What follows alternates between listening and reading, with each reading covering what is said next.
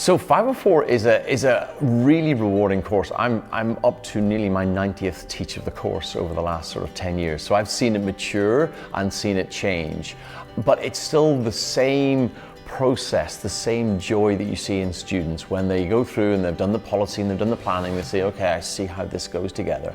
And then you start showing them how the attackers get into the network. And you see that penny drop, and you see it happening at different people at different stages of the week when they look up and they go, oh, it's this easy. And you're like, yes.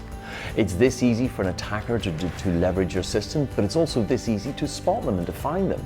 So it's a real rewarding course, and it's so much fun. And for a lot of people, it hits them at their career point when it's just groundbreaking and earth-shattering for them, which as an instructor, when you see that in their face, is so satisfying.